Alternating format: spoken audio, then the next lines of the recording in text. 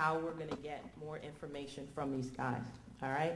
Some questions are going to be asked to the panel openly, and some questions are going to be asked specific to people based upon what they do, all right? So just kind of follow along. We're going to have a question and answer time. Somebody's going to be timekeeping, so we're going to have about 15 minutes, 10 minutes for a question and an answer after we finish this panel, which, since we're running an hour behind now, that means this is 10:30. That means the next panel is running an hour behind, all right? So as far as lunch, we're just adding an hour to everything, all right? Okay. Let's see. This question is basically for anybody on the panel, all right? As an industry executive, what do you recommend an artist do when they're looking for management? And not you, Felicia, because you're dealing more with publicity. But for management, there's a lot of new artists that are out there, and, depending on the type of buzz that you're getting as artists basically determines who's interested in managing you. So there's a difference when somebody's approaching you saying, I want to manage you, then you're going out looking and saying, I need a manager. All right, so I want to take that angle right there. When someone's saying, I want to manage you, there's some dollars they see on your head, you're behind something somewhere, all right? So from that angle, what can you guys tell them? Yeah, I mean, now you're saying if the artist is approaching us. If that's the angle you want to take. If an artist is approaching you. Well, I mean, it's two things. First of all, I think from both respects, if you're looking for a manager, you need to look for a manager that has relationships, because the music industry is built on relationships. I mean, as you know, I'm sure a lot of us have seen artists on MTV who we don't feel like are as talented as some others, but they got the right relationship.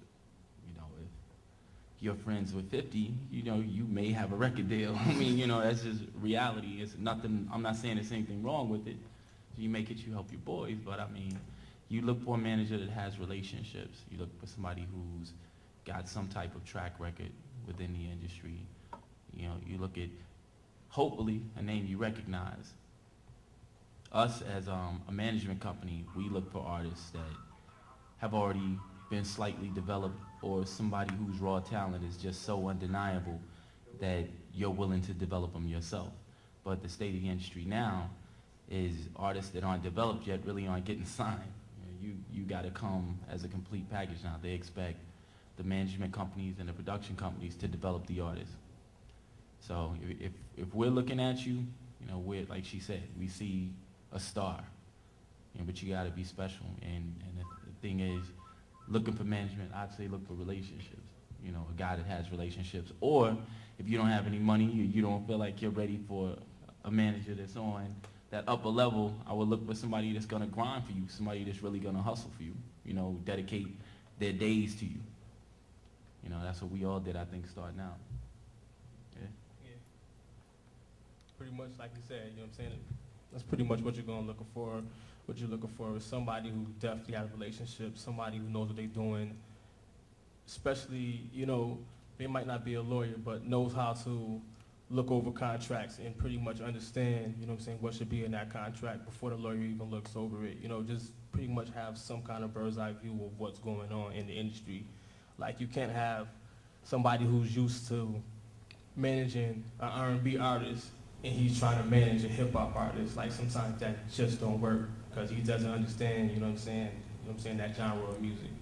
You pretty much want to find somebody who you can build with, that you can see eye to eye with.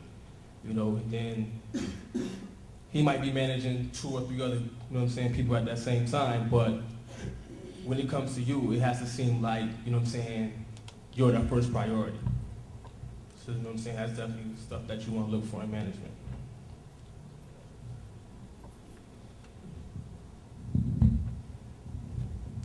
Make sure your manager knows how to communicate. Don't pick your dude on the block. Yo, son, my artist is hot, he's cracked. That's not gonna cut it, you know what I'm saying? In today's climate of the music industry, it's really about how you present yourself, how you market yourself. Talent is really little and minimal in regards to what happens these days in the industry. It's about marketability. And when these guys talk about relationships, it's not just relationships, oh, I know this dude, or I know him. That's my cousin's uncle's dog walker's cousin. It's not about that. Relationships should be genuine. They should be relationships because they're built and they're minimized, and they're maximized and they're utilized properly. So when you guys talk about relationships, it's magazines, it's DJs, it's showcase promoters, it's entertainment attorneys, it's people within the labels, but it's also how you intertwine those and cross-promote and utilize all those relationships together. You know what I'm saying? So a manager should have the ability to do all of those things. They should be able to talk to a PD at a radio station and coerce that person how to play a record without having to worry about pulling money out of their pocket or coming off like a thug and threatening somebody, because it's not easy to get that to happen. So your manager has to have a divine vision for you. They need to have contacts. They need to have some money. They need to be able to grind halfway. Because if the artist doesn't meet you halfway, and you want it more than them as a manager, you know you're not going anywhere. It's like any relationship, boyfriend, girlfriend. When people give, somebody takes. So you got to meet that person halfway. I had an artist that I was grinding with heavy for a good year. Had him on just about every freaking mixtape out there in the game. This was before 50 even came out. Dude got locked up. I put about anywhere from $5 to $7 grand into his project in about a year and a half. Press kits, contracts, buying showcase tickets, everything. Did everything right. Dude went away, and everything went away with it. You know what I'm saying? So know who you're dealing with in these situations. Make sure you guys have the proper contracts. Partner yourself up with an entertainment attorney who's got time for you. There's a lot of entertainment attorneys coming out of college that are ready to grind with you guys. You know what I'm saying? So just make sure you build relationships, network. At these events, like I don't care if an A&R doesn't walk in this room.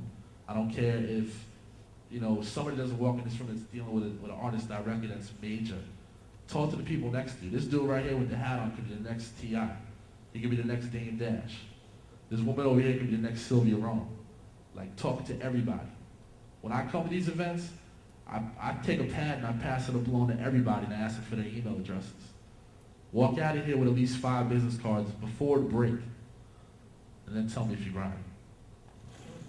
I